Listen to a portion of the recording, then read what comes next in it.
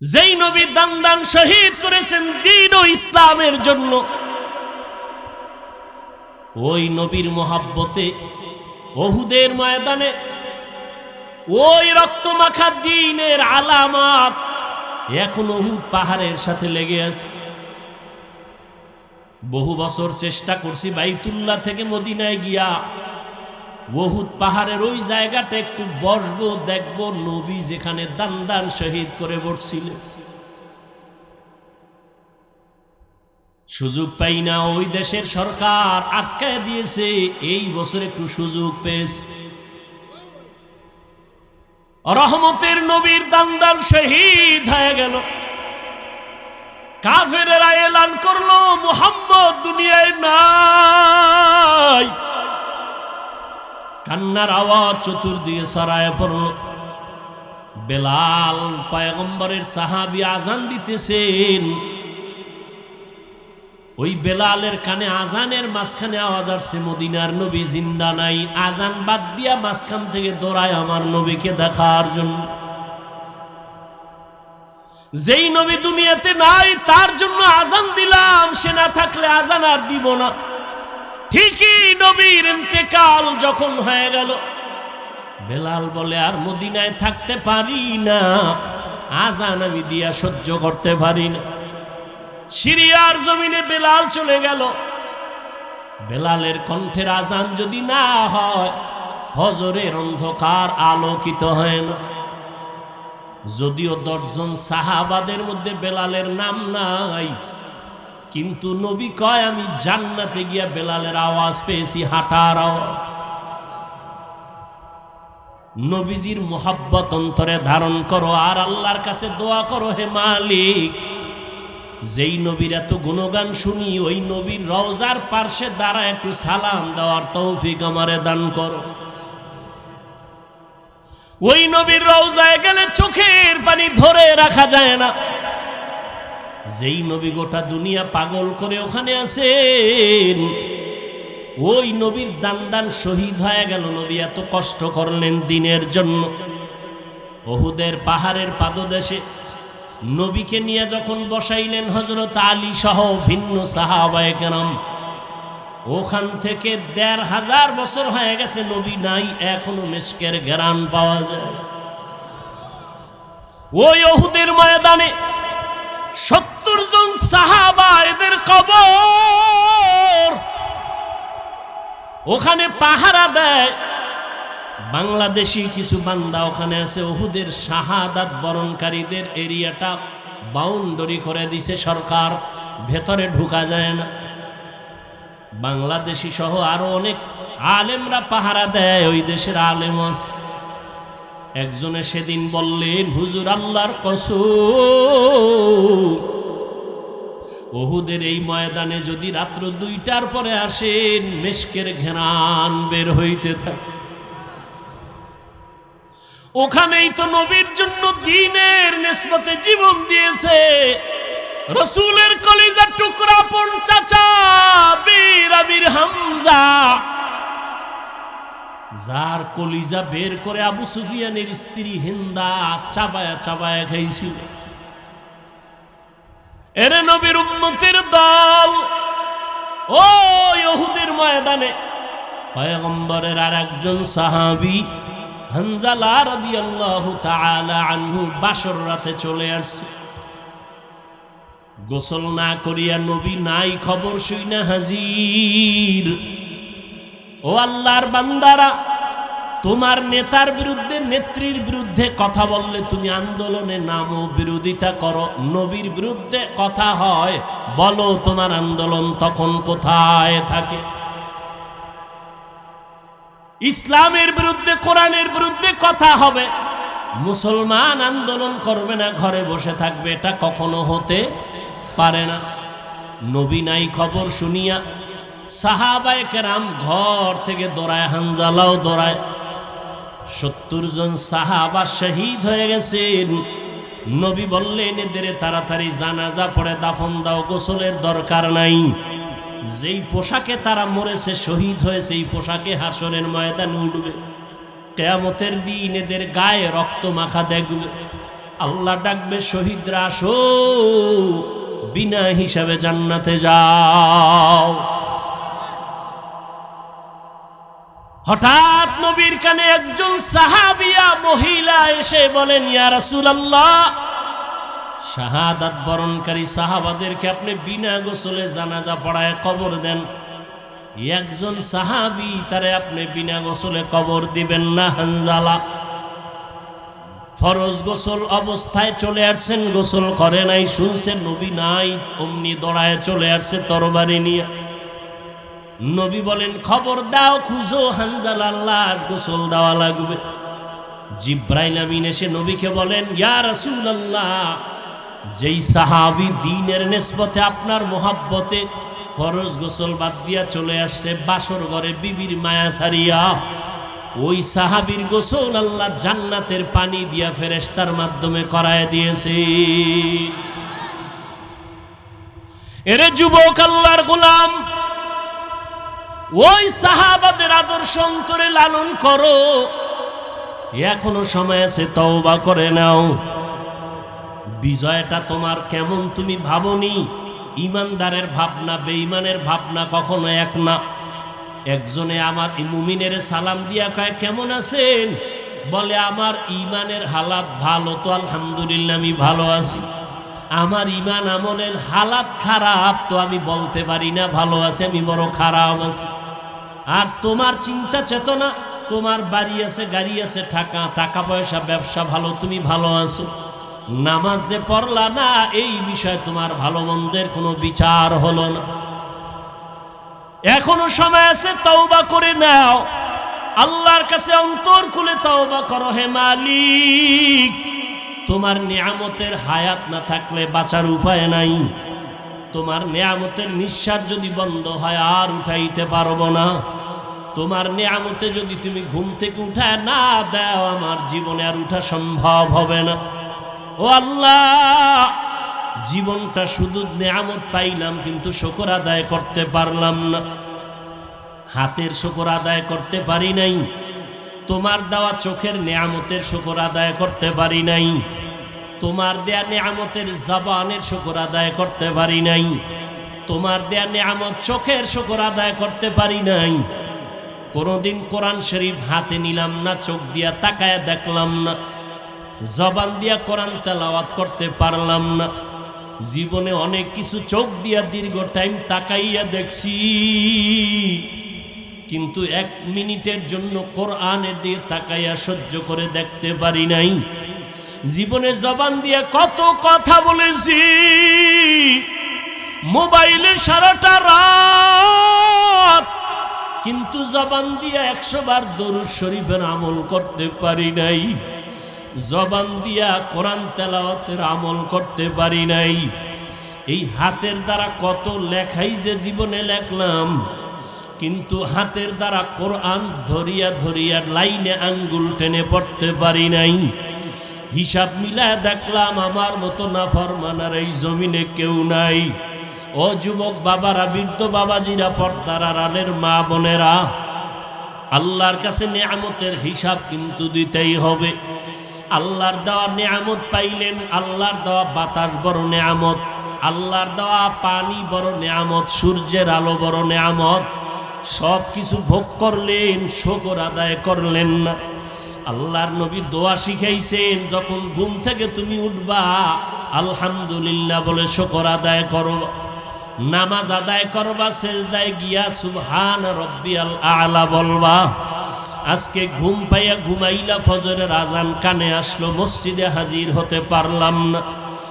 এখনো সময় আছে, তওবা করে নাও। কত আল্লাহর বান্দার খবর পাই, নিজেও নামাজে ফজরে যায় না, অনেক ভাড়াটিয়ারা যেতে চায়, গেটের চাবি দেয় না নামাজে যাওয়ার জন্য। ও হতভাগা কপাল পোড়া ঘরের মালিক, এখনো সময় আছে, পায়ে হাত রেখে বলি তওবা করে ফিরে আসো। তোমার ঘরের ভাড়াটিয়া এমন হওয়া চাই যে 5 বেলার নামাজে জামাতে যাবে। এমন একজন কর্মচারী তুমি বাড়ির মধ্যে রেখে দাও, কাজের মানুষ, যে তোমার ভাড়াটিয়াদেরকে 5 ওয়াক্ত নামাজে ডাকবে, চলো নামাজের সময় হয়ে গেছে। তোমার ঘর আমার আল্লাহর রহমত দ্বারা ভরপুর হয়ে যাবে, ফেরেশতারা পাহারা দিবে। ও যুবক বাবারা, স্কুলে পড়ো, ব্যবসা করো, মাওলার কোরআন তেলাওয়াত করো, দোকানে বসে আসো, বাজে কথা না বলে, মোবাইল না দেখিয়া দরুদ শরীফ পড়ো, ইস্তেগফারের আমল করো। পর্দার আড়ালের মা বোনেরা, ফজরের নামাজ পড়ো, সূরা ইয়াসিনটা তেলাওয়াত করে নাও।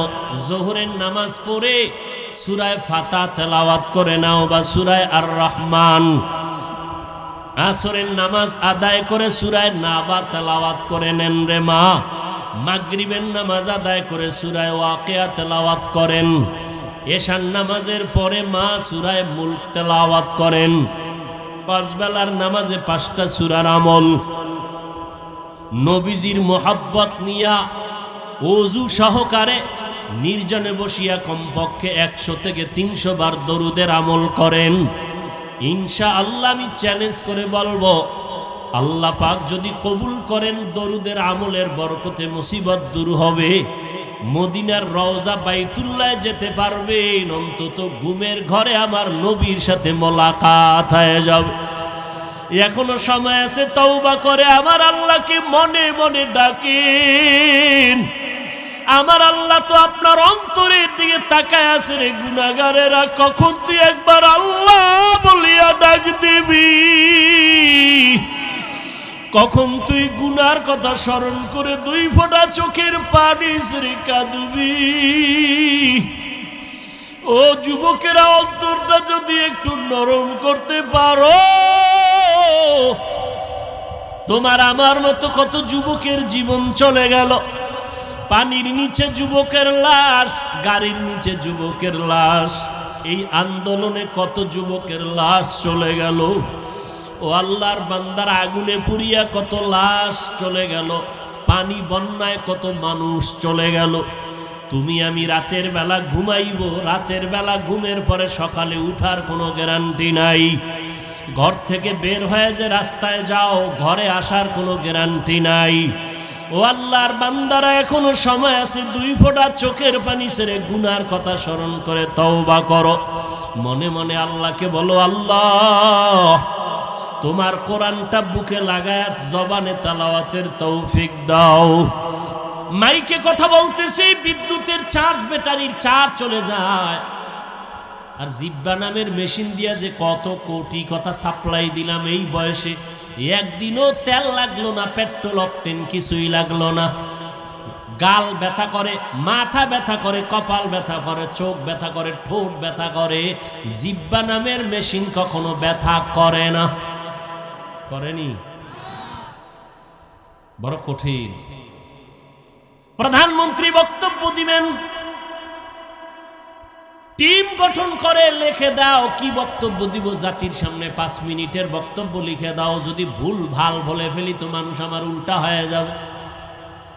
আর আমরা ঘন্টাকে ঘন্টা প্রতিদিন বয়ান করি। ফজরের পরে বয়ান, আসরের পরে বয়ান, মাগরিবের পরে বয়ান, এশার পরে বয়ান, 12 মাস অনবরত কথা ডায়েরিতে লিখে আনি নাই, মুখস্থ করে আসি নাই। কি বয়ান আজকে এই এলাকায় করব তাও মুখস্থ করে আসি নাই। কিন্তু একের পর এক কথা বের হচ্ছে, বের হচ্ছে, বের হচ্ছে, টাইম মতো ঘুম নাই। এই সফর করে আসার পরে শুধু ঘুম আর ঘুম, শুইলেই ঘুম। এরপরে যে বয়ান করতেছি, একটা কথা যদি উল্টা পাল্টা বের হইয়াই যায়, বন্ধু আমার দুশ্মনে পরিণত হবে। কেউ আমারে সাজাইয়াও দেয় নাই। এইভাবে আগামীকাল বয়ান, প্রত্যেক দিন বয়ান, 12 মাস। ঘুম টাইম মতো হয় না। তোমরা যখন ঘুমাও তখন আমরা গাড়িতে, রাস্তায় থাকি। এরপরেও 2-1টা কথা একটু স্লিপ হয়ে যায়। আর সেই সমস্ত 2-1টা কথা নিয়ে যদি কোনো উম্মত আমাদের বিরুদ্ধে লেখালেখি করে, ওর মতো আলেমের দুশ্মন কুলাঙ্গার জমিনে আর দ্বিতীয় কেউ হতে পারে না। ঘন্টাকে ঘন্টা কথা বলতেছি, লেখা নিয়ে আসছি। কি মনে হয় মুখস্থ করে আসছি যে আজকে এত এই কয়টা কথা বলবো? এ কুদরত কা? হ্যাঁ, হযরত আলী রসুলের এত আদরের সাহাবী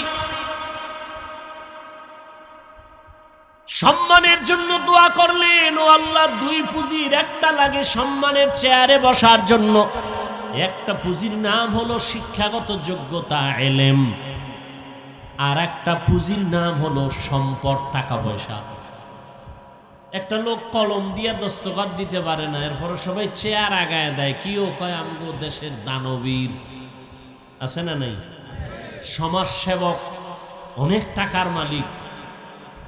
আর একজন কোনো টাকা নাই, তাকে সম্মানের চেয়ার আগায় দেয় কেন? বলে আমার স্কুলের হেডমাস্টার, শিক্ষিত মানুষ।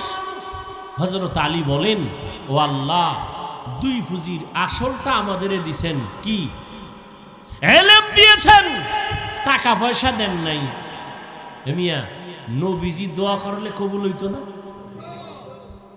সেই নবী খন্দকের যুদ্ধে গিয়া পেটে পাথর বাঁধলেন। মদিনাতুল মুনাওয়ারার পার্শ্বে খন্দক। সাহাবায়ে কেরাম নিয়া গর্ত খনন করলেন, নবীও ওই কাজে হাত দিলেন। সাহাবায়ে কেরাম কেউ কষ্ট সহ্য করতে না পেরে ছুটি চাইলেন। মিথ্যা অভিযোগ দিয়ে বললেন, বাড়িতে অসুস্থ রোগী আছে, বাড়ি যাব, বাড়ি পাহারা দেওয়ার কেউ নাই, যাব। জিবরাইল আইসা বলে, নবিয়াদের অন্তরে নিয়ত খারাপ, কষ্ট, এই জন্য মিথ্যা কথা বলে যেতে চায়, এদের অন্তরে নেফাকি। আল্লাহ আয়াত নাজিল করে দিলেন, সাহাবায়ে কেরামদের কেউ পেটে পাথর বেঁধে নবীর সামনে আসেন, ইয়া রাসূলুল্লাহ, না খেয়ে কষ্ট করে পেটে পাথর বাঁধছি, একটা ক্ষুধা সহ্য করতে পারি না। মনে মনে ভাবছে নবী মনে হয় আরামে আছে। সবার কথা শুই না নবী কয়, সাহাবায়ে কেরাম, আপনারা পেটে পাথর বাঁধছেন একটা, আমি মুহাম্মদ রহমতের নবী, আমার জামাটা উঠাইয়া আমি দেখাই, দেখেন। রহমতের নবী আমার জামাটা উঠাইয়া দেখাইলেন। সাহাবায়ে কেরাম দেখে আমাদের পেটে পাথর একটা, রহমতের নবীর পেটে পাথর দুইটা। ক্ষুধার কষ্ট, নবী যদি দোয়া করতেন উহুদ পাহাড় স্বর্ণ হয়ে যাও, না, কষ্টের মধ্যে শান্তি। ভোগ বিলাসের মধ্যে কি নাই? দেখছেননি শান্তি, এখন টের পাননি কি পরিমাণ শান্তি। আল্লাহ, আহ, জুলুমের শাস্তি দুনিয়ায়, কষ্টের জিন্দেগি। নবী আমার 1 বছর না, 2 বছর না, 3 বছরের মতো সময় আমার নবীরে মক্কার বেঈমানেরা গৃহবন্দী করে রাখছে শিয়াবে আবু তালিবের ভেতর। পানি দেয় না, খানা দেয় না। রহমতের নবী আমার গাছের পাতা ছিঁড়ে ছিঁড়ে চাবাইয়া তারপরে পেটের ক্ষুধা নিবারণ কর। না খাইয়া মরে ওরে যুবক, প্রয়োজনে না খাইয়া মরিও, কিন্তু হারাম খানা ভেতরে ঢুকাইও না রে বাবা। শান্তি নাই, শরীরে রোগ বেড়ে যাবে, অশান্তি শুরু হয়ে যাবে। হযরত আলী রাদিয়াল্লাহু তাআলা আনহু বলেন, মান আল্লামানি হরফান ইনশাআ বাআ ওয়া ইনশাআ আতাকা। আমাকে একটা অক্ষর যিনি শিক্ষা দিয়েছেন, তিনি আমার কাছে এমন দামি যে আমাকে চাইলে বিক্রিও করে দিতে পারেন, গোলাম বানাইয়াও রাখতে পারেন। এই ছাত্ররা, হযরত আলী বলেন, একটা অক্ষর আমাকে যে শিক্ষা দিল তার দাম কত? আমাকে বিক্রিও করে দিতে পারে, আমাকে গোলাম বানাইয়াও রাখতে পারে। এ হলো শিক্ষকের মর্যাদা।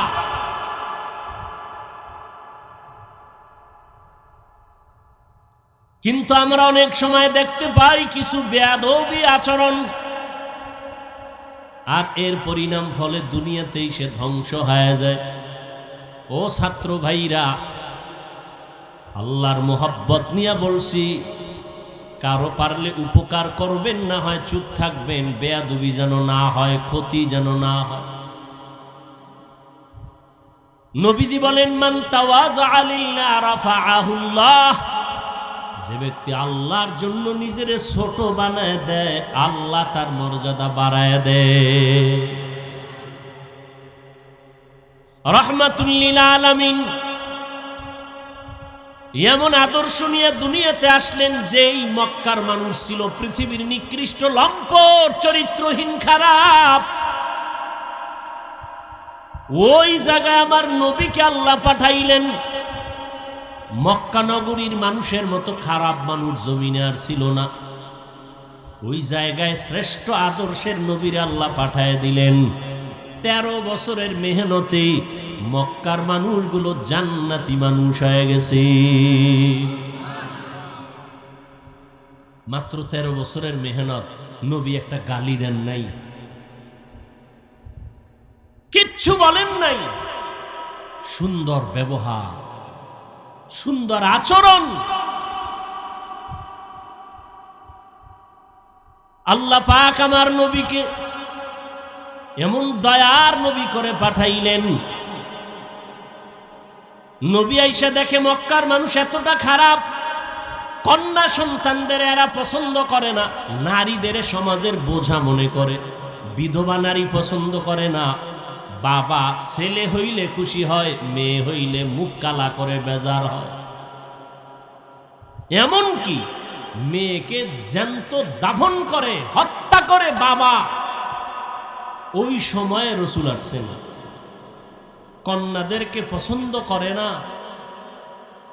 এই বাপ কি মনে করেন ভালো না জালেম?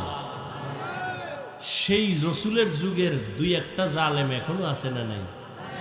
ছেলে হলে খুব খুশি, মেয়ে হলে কষ্ট পায়।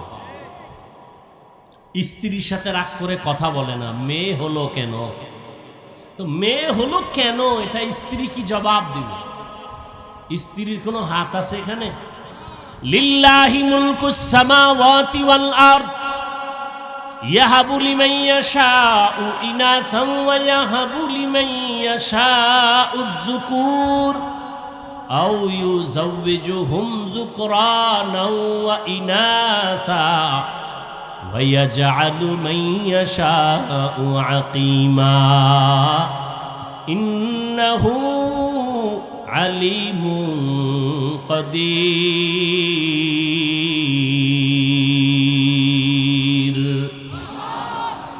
আসমান জমিনের মালিকানা কার? আল্লাহ বলেন, আমার ক্ষমতা সব। আমি চাইলে কাউকে ছেলে দেই, কাউকে মেয়ে দেই, কাউকে দোনোটা দেই, কাউকে কোনোটাই দেই না। ক্ষমতা কার? না আপনি স্লোগান দিছেন, ছেলে হোক মেয়ে হোক দুটোর বেশি নয়, একটা হলে ভালো হয়, না হইলে আরো ভালো। স্লোগান দিছে, ছেলে হোক মেয়ে হোক দুটোর, কথা বল না কেন? দুটোর একটা হলে ভালো হয়, এই স্লোগান আছে না নাই? এই স্লোগান যেদিন থেকে শুরু, আমার মাওলার কুদরত সেদিন থেকে শুরু। সেদিন থেকে একসাথে 2টা, একসাথে 3টা, একসাথে 4 সন্তান। মা মরছে কয় না, মা এখনো তাজা। একসাথে 4 সন্তান আছে না নাই? সন্তানও সুস্থ, মাও। ছেলে হোক মেয়ে হোক দুটোর বেশি নয়, একটা হলে ভালো হয়, না হইলে আরো ভালো। এটা বাইতুল মুকাররমের খতিবের স্লোগান, মক্কা মদিনার ইমামের স্লোগান, আমেরিকার স্লোগান, পশ্চিমা বেঈমানের স্লোগান, ইহুদি খ্রিস্টানদের স্লোগান। এই স্লোগান দিয়ে এরপরে আবার ট্যাবলেটও দিয়ে দিস, খাও, নিয়ন্ত্রণ করো। কি নিয়ন্ত্রণ? জন্ম নিয়ন্ত্রণ। নিয়ন্ত্রণের ক্ষমতা কার হাতে? আল্লাহ পাক বলে, দেখ সেই 20 বছর আগের নিয়ন্ত্রণের ট্যাবলেট খাওয়ার পরে আমগো সোনার বাংলায় জনসংখ্যা কি পরিমাণ কমলো? মাইনাস না প্লাস? ট্যাবলেট কই, স্লোগান কই? আমরা হুজুরেরা বাড়াইছি না, এখানে ময়দানে সব হুজুর নি, এই যুবককে পাঠাইছে। এক কথায় আল্লাহর সাথে পাল্লা দিয়া কেউ আগাই নমরুদ দিয়ে পারছেনি। আল্লাহরে মাইরে ফেলাইলে কেসা খতম। নমরুদ কথা আল্লাহরই মারি, তীর ধনুক নিয়ে রেডি আল্লাহকে মারবে। গুলি মারছে ধনুক। আল্লাহ কয় ওয়ামাকারু ওয়ামাকার আল্লাহ ওয়াল্লাহু খাইরুল। তীরের আগায় রক্ত লাগে গেছে, নিচে আইয়া কয় দেখছো নি আল্লাহরে মাইরা ঠাক জায়গায় শেষ করে দিছে। এই যে রক্ত, এত পাওয়ারফুল নমরুদ, ওরে মারার জন্য কোন বাহিনী লাগছে বলেন? এই জালেমরে শেষ করছে একটা অসুস্থ মশা, সাথে জুতা মোবারক, ঠিক নি? মাথার ভিতরে গিয়ে মশা আশ্রয় নিছে, ফাঁকে ফাঁকে একটা মিস কল দেয়। নমরুদ্দের চান্দি গরম। কত কবিরাজ, কত আয়ুর্বেদিক, কত ডাক্তার, ঔষধ, কোনোটাই মাথা ঠান্ডা হয় না। হঠাৎ করে জুতার সাথে মোলাকাত, মাথা হিমেল হয়ে গেল। নমরুদ কারে, আমার ভাইয়ের ভিতরে যে ঔষধ আছে আমি তো জানি না, জুতা লাগাইলি মাথা ঠান্ডা, যত একটু বাড়ি মারে আরো ঠান্ডা, বাড়ির পাওয়ার ওজন বাড়ায় দেয় আরো ঠান্ডা। এই জুতার বাড়ি দিলেই মাথা ঠান্ডা। কেমন সান কপাল! এই কপাল কি সবার হয় না? আল্লাহ মাঝে মাঝে জুতার সাথে মোলাকাত করায় সান কপাল্লাদের। বুশের গালে জুতা লাগছে, সাংবাদিক বলে কাইফা হাল, ডোন্ট মাইন্ড। জুতা খায় কেমন লাগলো? বলে কিচ্ছুই মনে হয় না, এটা আমার গণতান্ত্রিক অধিকার। নমরুদ্দে জুতার বাড়ি দিলে মাথা ঠান্ডা। কেমন কপাল আর কেমন ঔষধ! এটা তো আর কোনো বানানো ঔষধ না, আমাদের ইতিহাস তো ইসলামে আছে। এখানে জুতার বাড়ি কে দিবে? আলাদা কর্মচারী রাখো, বেতন দিয়ে, কামি হইলো বেতন নিবে, জুতার বাড়ি না। জুতার বাড়ি দেয় একজন, দেয় ওর বাথরুমে যাওয়া লাগবো না তো? স্যার আমি বাথরুমে যাবো, আর একজন রাখতে হবে, আমি একা পারি না। এবার ডবল কর্মচারী, ওর কাজ কি? জুতার বাড়ি। নমরুদ্দের ডাক দিয়ে কয় যত জোরে মারবি বাড়ি, বেতন বাড়ায় দিন। আল্লাহর কুদরত কত কঠিন! আল্লাহ চাইলে মুহূর্তে সব কিছু করে দিতে পারে। মুহূর্তে জীবনে কল্পনা যা হয় নাই আল্লাহ তা করে দিতে পারে। আমরা এখন আনন্দে নাচতেছি, কি নাচতেছি না? আমরা যদি আবার সীমা লঙ্ঘন করি, তা আমাদের কল্পনায় নাই আল্লাহ এমন কিছু করে দিতে পারেন না? পারেন না? যেমন এই বাইতুল মাকদিস, ফিলিস্তিনের ইতিহাস আমি ছাত্রদের ক্লাস করাই। 100 বছর পর্যন্ত বনি ইসরাইল এত চালাক, মুসা নবী, ঈসা নবীর উম্মত, একদল ইহুদি আর একদল খ্রিস্টান। আল্লাহ এদের দিলেন নিয়ামত, নবীদের দেশ বাইতুল মুকাদ্দাস। এরা জুলুম শুরু করলো, নবীর গায়ে হাত তুললো। যেই জাতি নবীর গায়ে হাত তুলে, যেই উম্মত আলেমদের বিরুদ্ধে যায়, ওদের অভিশপ্ত জীবন নেমে আসে মুহূর্তের মধ্যে। যে যুগে নবী নাই, ওই যুগে উম্মতের পথ প্রদর্শক উলামায়ে কেরাম, সেই আলেমদের উপরে যখন কারো হস্তক্ষেপ হবে, তখন এটা আসমান থেকে ফয়সালা নেমে আসবে। আল্লাহ দেখেন না? দেখেন না? আপনাকে চৌক আছে দেখার মতো? আছে? থাকলে কোনোদিন আলেমদের বিরুদ্ধে লেখবেন না, বলবেন না। কোন আলেমকে কখনো বয়ান দিতে যাবেন না। খবরদার! এইভাবে করেন, ওইভাবে চলেন, আলেমকে এই চালাকি করে বয়ান দিতে যাবেন না। আপনি পথ প্রদর্শক নয়, উলামায়ে কেরাম পথ প্রদর্শক, ওয়ারাসাতুল আম্বিয়া। তারা নিয়ামত পাইয়া এত খুশি, এরা জুলুম করা শুরু করছে। এইবার আল্লাহ আর এক জালেমেরে ওদের মাথায় চাপায় দিছে। এবার মজা বুঝ। এজন্য আমি বলবো, যাই করেন না কিছু, জুলুম যেন আপনার থেকে আমার থেকে প্রকাশ না পায়, সাবধান।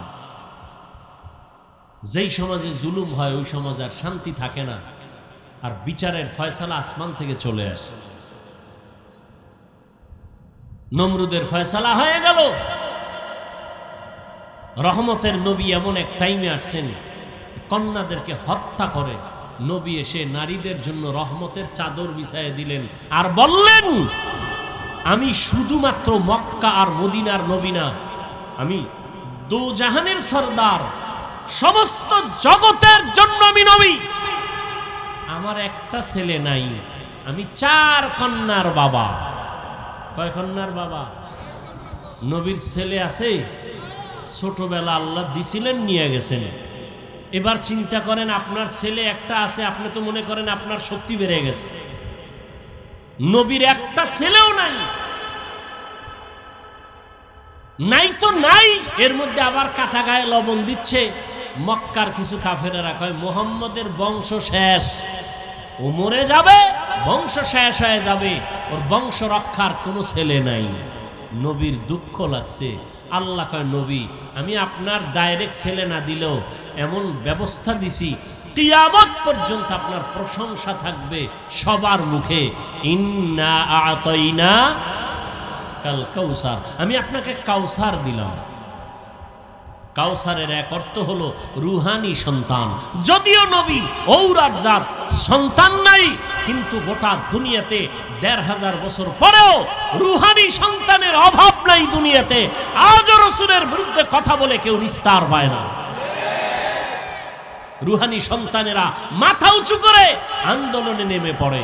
রাসূলের দুশমনরা কেউ মাথা উঁচু করে দাঁড়াতে পারে না, কোরআনের বিরুদ্ধে কথা বলে দাঁড়াতে পারে না, ইসলামের বিরুদ্ধে কথা বলে দাঁড়াতে পারে না, কিয়ামত পর্যন্ত পারবে না ইনশাআল্লাহ। এমন রহমতের নবী বলেন, আমি 4 কন্যার বাবা। আর কন্যার বাবাদেরকে বলে দিলেন, এই কন্যার বাবারা, একটা কন্যা পেয়েছো তো একটা জান্নাতের মালিক হয়ে গেছো। সুবহানাল্লাহ। না, 2টা কন্যা পেয়েছো, 2টা জান্নাতের মালিক হয়ে গেছো। তার মানে যারা কন্যা পাইছো, তোমার ঘর রহমতে ভরপুর হয়ে গেছে। তাসলিমা কয়, নারীদের উপরে আল্লাহ জুলুম করছে, আল্লাহ বড় জালেম। দেখেন কি পরিমাণ অপরাধের কারণে দেশেও আর থাকার কোনো সুযোগ। ভাইরা আমার, আল্লাহ পাক নবীর মাধ্যমে মক্কা নগরীটাকে এত সুন্দরভাবে সাজায় দিলেন। ওই আদর্শ আজকে যারা পালন করে ১৫০০ বছর পরে, আজও তারা শান্তিতে আছে, সম্মানে আছে। নবী বলেন, আমি 4 কন্যার বাবা। ও কন্যার বাবারা, একটা কন্যা যদি পাও, একটা জান্নাতের মালিক হয়ে যাবে। কন্যাদের অধিকার আল্লাহ বাড়ায় দিলেন নবীর মাধ্যমে। রহমতের নবীর 25 বছর বয়স। রহমতের নবী হিসাবে কত পাওয়ার। আবার আল্লাহ তাকে আলাদা স্পেশাল পাওয়ার দিলেন, নবীকে আলাদা। 25 বছরের কালে নবীর কত পাওয়ার যৌবনের।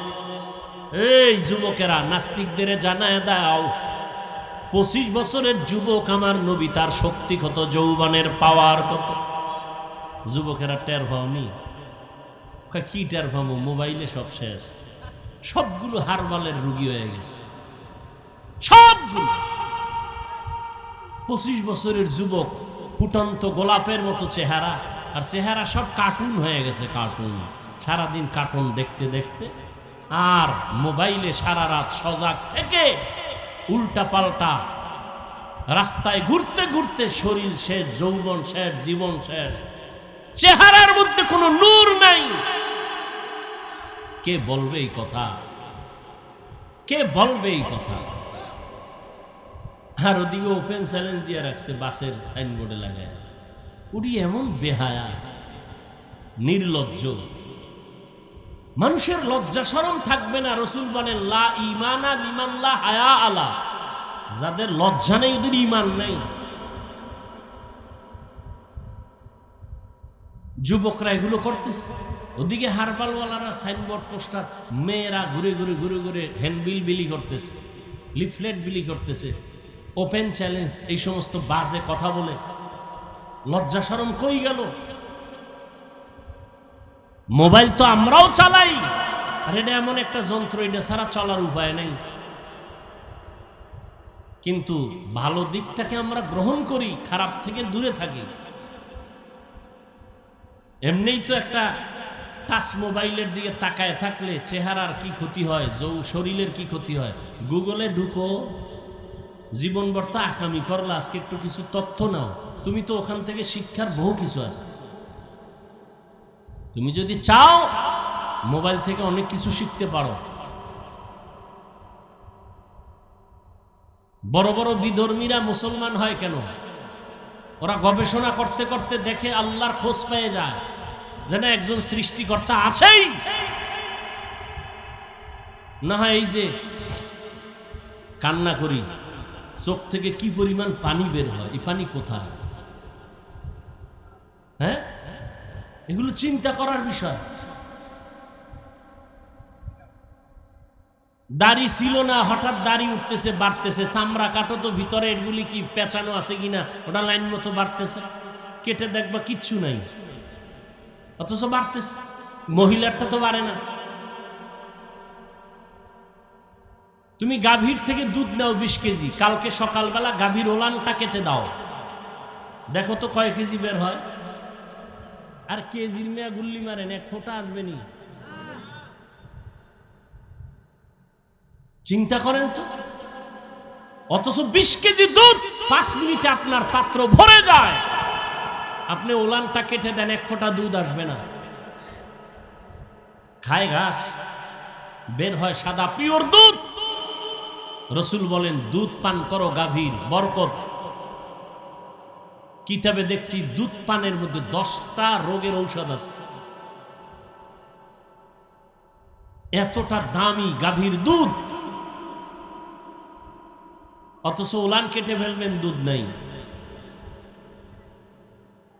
আল্লাহর কুদরত। এজন্য আল্লাহ কোরআনে বলেন ওয়াফি আনফুসিকুম আফালা তুবসিরুন, তুমি নিজের মধ্যে তাকাইয়া কি তুমি দেখো না আমি আল্লাহর কুদরত কেমন?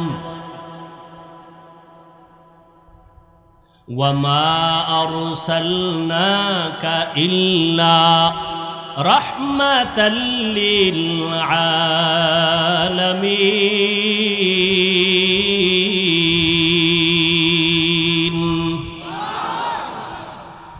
এই যে এত বয়ান শুনো যুবক বাবারা, অন্তরে মায়া আছে না? মোহাব্বত লাগে না? এই বয়ান তো কোরআন থেকে বলতেছি, রসুলের থেকে বলতেছি। সেই কোরআন কেন পড়ো না? কোরআনটা কেন বুকে লাগাও না?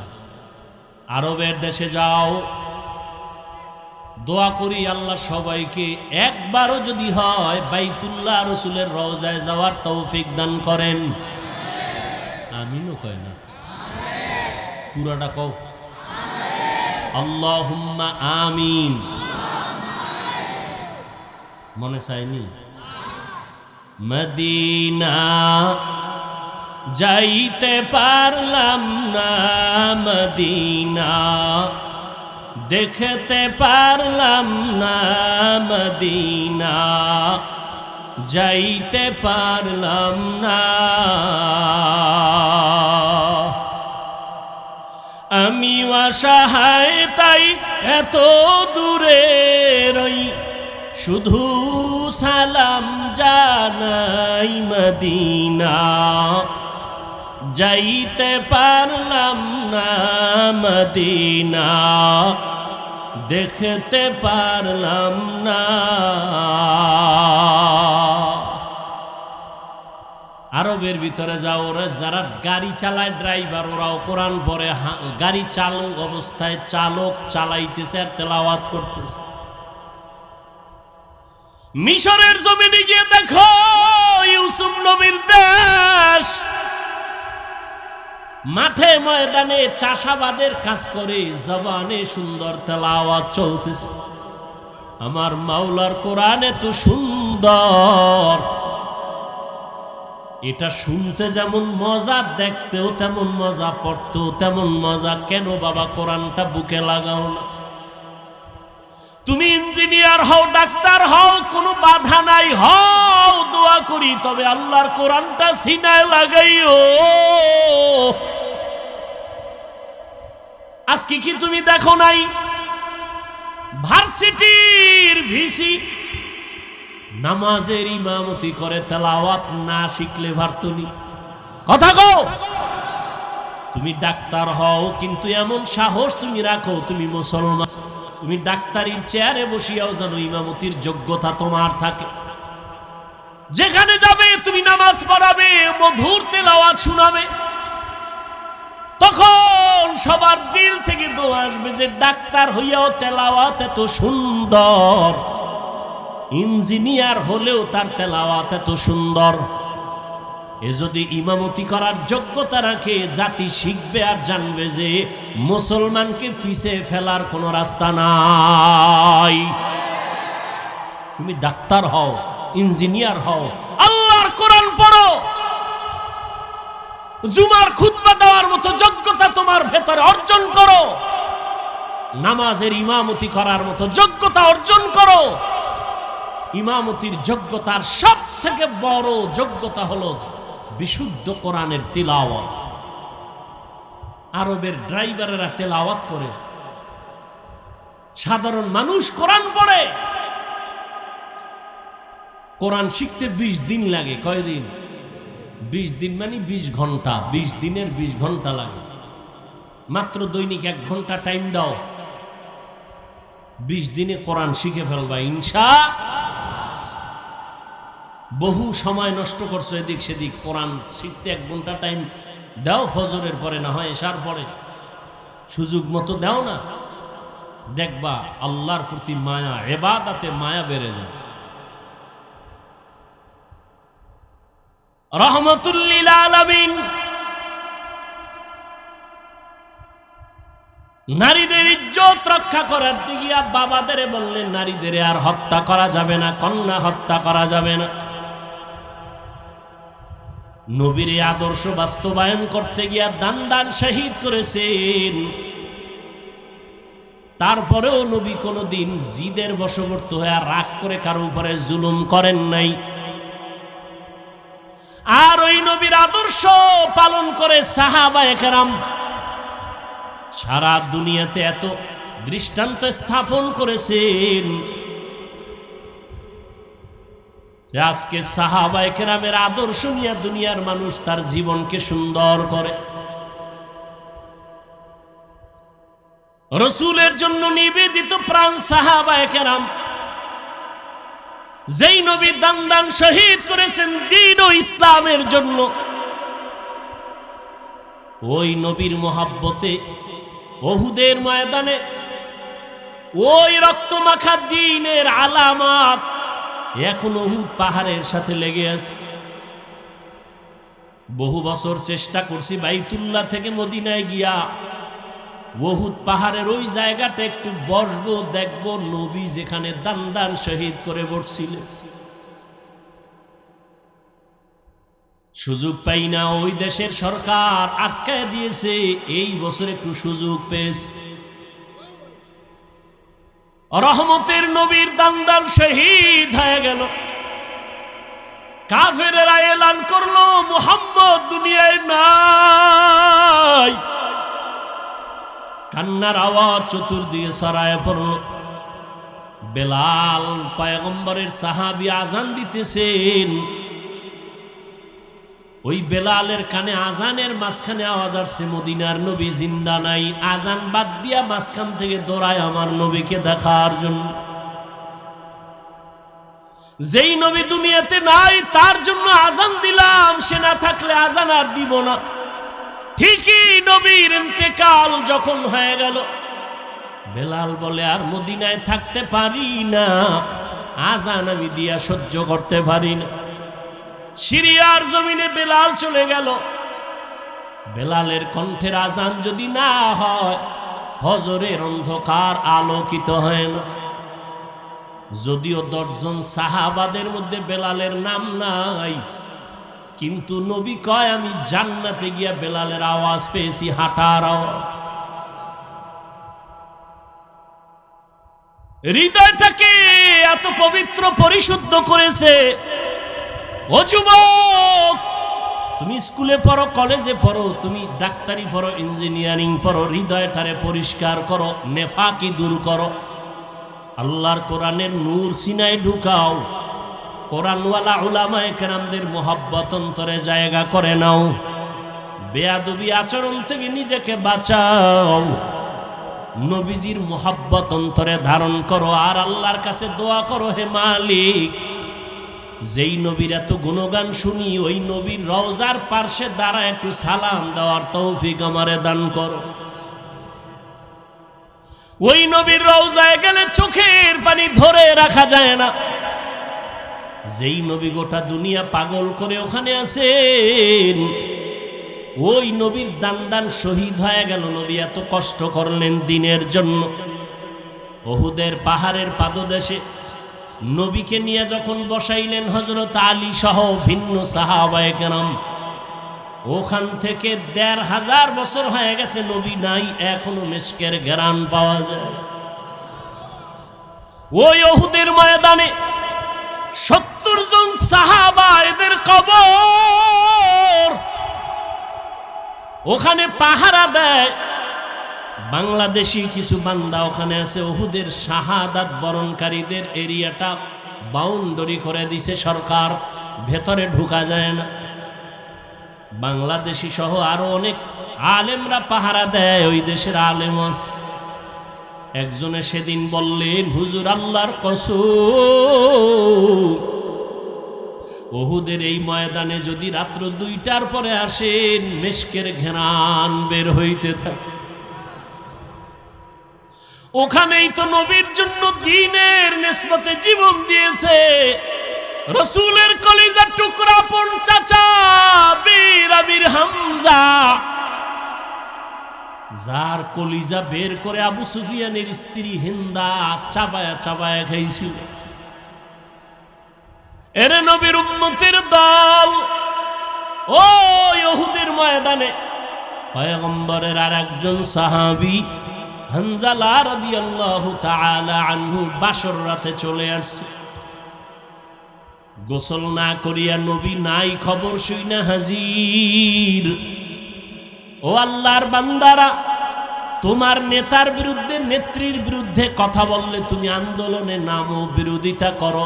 নবীর বিরুদ্ধে কথা হয়, বলো তোমার আন্দোলন তখন কোথায় থাকে? ইসলামের বিরুদ্ধে, কোরআনের বিরুদ্ধে কথা হবে, মুসলমান আন্দোলন করবে না, ঘরে বসে থাকবে, এটা কখনো হতে পারে না। নবী নাই খবর শুনিয়া সাহাবায়ে কেরাম ঘর থেকে দৌড়ায়, হানজালাও দৌড়ায়। ৭০ জন সাহাবা শহীদ হয়ে গেছেন। নবী বললেন, এদের তাড়াতাড়ি জানাজা পড়ে দাফন দাও, গোসলের দরকার নাই। যেই পোশাকে তারা মরেছে, শহীদ হয়েছে, এই পোশাকে হাসরের ময়দানে উঠবে। কিয়ামতের দিন এদের গায়ে রক্ত মাখা দেখবে। আল্লাহ ডাকবে, শহীদরা আসো, বিনা হিসাবে জান্নাতে যাও। হঠাৎ নবীর কানে একজন সাহাবিয়া মহিলা এসে বলেন, ইয়া রাসূলুল্লাহ, শাহাদাত বরণকারী সাহাবাদেরকে আপনি বিনা গোসলে জানাজা পড়ায় কবর দেন, একজন সাহাবী তারে আপনি বিনা গোসলে কবর দিবেন না। হানজালা ফরজ গোসল অবস্থায় চলে আসছেন, গোসল করে নাই, শুনছেন নবী নাই, অমনি দৌড়ায় চলে আসছে তরবারি নিয়ে। নবী বলেন, খবর দাও, খুঁজো, হানজালার লাশ গোসল দেওয়া লাগবে। জিব্রাইল আমিন এসে নবীকে বলেন, ইয়া রাসূলুল্লাহ, যেই সাহাবী দ্বীনের নিসবতে আপনার মোহাব্বতে ফরজ গোসল বাদ দিয়া চলে আসছে বাসর ঘরে বিবির মায়া ছাড়িয়া, ওই সাহাবীর গোসল আল্লাহ জান্নাতের পানি দিয়া ফেরেশতার মাধ্যমে করায় দিয়েছে। এরে যুবক, আল্লাহর গোলাম, ওই সাহাবাদের আদর্শ অন্তরে লালন করো, এখনো সময় আছে, তওবা করে নাও। বিজয়টা তোমার কেমন তুমি ভাবনি? ইমানদারের ভাবনা বেঈমানের ভাবনা কখনো এক না। একজনে আমার মুমিনের সালাম দিয়া কয়, কেমন আছেন? বলে আমার ইমানের হালাত ভালো তো আলহামদুলিল্লাহ আমি ভালো আছি, আমার ইমান আমলের হালাত খারাপ তো আমি বলতে পারি না ভালো আছে, আমি বড় খারাপ আছি। আর তোমার চিন্তা চেতনা, তোমার বাড়ি আছে, গাড়ি আছে, টাকা পয়সা, ব্যবসা ভালো, তুমি ভালো আছো, নামাজ যে পড়লা না, এই বিষয়ে তোমার ভালো মন্দের কোনো বিচার হলো না। এখনো সময় আছে, তওবা করে নাও, আল্লাহর কাছে অন্তর খুলে তওবা করো। হে মালিক, তোমার নিয়ামতের হায়াত না থাকলে বাঁচার উপায় নাই, তোমার নিয়ামতের নিঃশ্বাস যদি বন্ধ হয় আর উঠাইতে পারবো না, তোমার নিয়ামতে যদি তুমি ঘুম থেকে উঠায় না দাও, আমার জীবনে আর উঠা সম্ভব হবে না। ও আল্লাহ, জীবনটা শুধু নিয়ামত পাইলাম কিন্তু শুকর আদায় করতে পারলাম না, হাতের শুকর আদায় করতে পারি নাই, তোমার দেওয়া চোখের নিয়ামতের শুকর আদায় করতে পারি নাই, তোমার দেয়া নিয়ামতের জবানের শুকর আদায় করতে পারি নাই, তোমার দেয়া নিয়ামত চোখের শুকর আদায় করতে পারি নাই। কোনোদিন কোরআন শরীফ হাতে নিলাম না, চোখ দিয়া তাকায় দেখলাম না, জবান দিয়া কোরআন তেলাওয়াত করতে পারলাম না। জীবনে অনেক কিছু চোখ দিয়া দীর্ঘ টাইম তাকাইয়া দেখছি, কিন্তু 1 মিনিটের জন্য কোরআনের দিয়ে তাকাইয়া সহ্য করে দেখতে পারি নাই। জীবনে জবান দিয়া কত কথা বলেছি, মোবাইলে সারাটা রাত, কিন্তু জবান দিয়া 100 বার দরুদ শরীফের আমল করতে পারি নাই, জবান দিয়া কোরআন তেলাওয়াতের আমল করতে পারি নাই। এই হাতের দ্বারা কত লেখাই যে জীবনে লেখলাম, কিন্তু হাতের দ্বারা কোরআন ধরিয়া ধরিয়া লাইনে আঙ্গুল টেনে পড়তে পারি নাই। হিসাব মিলায় দেখলাম আমার মতো নাফরমানার এই জমিনে কেউ নাই। স্কুলে পড়ো, কলেজে পড়ো, চাকরি করো, বাধা নাই, কোরআন তেলাওয়াত বন্ধ করবা না। মনে মনে আল্লাহকে বলো, আল্লাহ আমি স্কুলে পড়ার কারণে কোরআন থেকে অনেক দূরে সরে গেছি, আজকে থেকে আমি চেষ্টা করব তোমার কোরআনটা শিখার জন্য, তেলাওয়াতের জন্য। ও আল্লাহ, আমি স্কুলে পড়িয়াও নামাজ আর ছাড়ব না। আয় আল্লাহ, জবানকে হেফাজত করব। তোমার মতো কত যুবক স্কুল কলেজে পড়িয়াও নামাজ ছাড়ে না, তেলাওয়াত করে, নামাজ পড়ায়, তুমি কেন পারবা না রে বাবা? তোমার মতো কত যুবক জেনারেল লাইনে থাকিয়াও ব্যবসা চাকরি করিয়া নামাজ ছাড়ে না, দাড়ি কাটে না, তুমি কেন পারবা না? আল্লাহর কাছে তওবা করো, চোখের পানি ছাড়ো। চোখে যদি পানি না আসে, নবী বলেন কান্নার বাহানা করো, তাতেও বড় সওয়াব। কারণ দুনিয়াতে ঘরে আগুন লাগলে পানি ছাড়া যেমন ঠান্ডা করা যায় না, গুনার কারণে যদি জাহান্নামের আগুন জ্বলিয়া উঠে, চোখের পানি ছাড়া ঠান্ডা করা যাবে না। চোখের পানির বড় দাম। রহমতের নবী নামাজে সিজদায় পড়ে কান্নার আওয়াজ, হাসরের ময়দানের ভয়ে নবী কান্নার আওয়াজ। আম্মা জান আয়েশা বলেন, নবী আপনি কাঁদেন কেন? নবী বলেন, কিয়ামতের দিন সূর্যের গরম আমার উম্মতেরা কেমনে সহ্য করবে? আমার উম্মতেরা গুনার কারণে জাহান্নামের আগুনে কেমনে জ্বলবে? ও যুবক, আমার মাওলার কোরআন মিথ্যা মনে করিও না। ওই কোরআনে গুনাহগারের জন্য জাহান্নাম আল্লাহ স্পষ্ট বলেছেন। বাবা, তুমি কোরআনটাকে যদি সত্য মনে করো, গুনাহগারের জন্য জাহান্নামে কথাটাও বিশ্বাস করিও।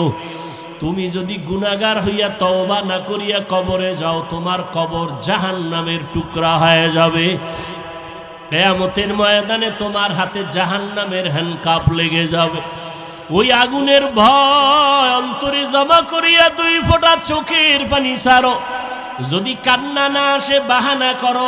আর তোমার ডানে বামে যদি কোনো কান্নাওয়ালা ভাই পাও, একটু দোয়া নাও। কান্নাওয়ালা যদি দোয়া করে, তোমার কপাল খুলিয়া যাবে। আর দুনিয়াতে তোমার বড় দোয়ার ফ্যাক্টরি তোমার মা, তোমার বাবা। ওই মা বাবা যদি থাকে, বাবা যদি থাকে, দোয়া নাও। মা থাকলে দোয়া নিও। মা বাবার দোয়া ছাড়া তুমি কোনোদিন সফলতা অর্জন করতে পারবা না। ওই মায়ের কাছে গিয়া বলি, ওরে মা, একটু দোয়া করিয়া দাও। রসুলের রওজার কিনারায় দোয়ায় দাঁড়াইলাম, একটা যুবক আমার দেশে বাড়ি গলা যারায় কাঁদে আর কয়, হুজুর আমার মা নাই, আমি বড় অসহায়। আমার মা আমার জন্য কত দোয়া করেছেন, আজকে আমি সব পাই, কিন্তু আমার মায়ের কণ্ঠ কানের মধ্যে পাই না। ও আল্লাহর বান্দারা, ওই মা পাইয়া বেয়াদবি করিও না। মায়ের থেকে দোয়া নাও, বাবার থেকে দোয়া নিও। এমন মা বাবার দোয়া ছাড়া তুমি পরীক্ষায় ভালো নাম্বার পাও নাই, মা বাবার দোয়া ছাড়া তুমি সম্মানের জায়গায় আসতে পারো নাই। ওই মা বাবার জন্য কলিজা ভরে দোয়া করো। বেঁচে থাকলে মাকে বলিও, মা কত অজান্তে বাজে কথা বলছি, তুমি কষ্ট পেয়েছো, আজকে মাফ করিয়া দাও। আমি গুনাহগার হইয়া কবরে যাব না, তুমি দোয়া করো, আমি তওবা করতেছি। আর নামাজ ছাড়বো না, দাড়ি কাটবো না, বেপরদায় চলবো না, কারো সাথে খারাপ ব্যবহার করব না। নবীজির তরিকা মেনে মা বাবা তোমার দোয়া নিয়া ওলামায়ে কেরামের পরামর্শ নিয়ে চলবো, বিরোধিতা করব না। তওবা করার মতো যদি কারো অন্তর তৈরি হয়, তওবার খাঁটি নিয়ত যদি থাকে, দুটো হাত আমার আল্লাহকে দেখায়া দাও। আয় আল্লাহ আমাদের হাতগুলো কবুল করে নেন। আয় আল্লাহ আমরা গুনার থেকে তওবা করতেছি, আর গুনাহ করব না।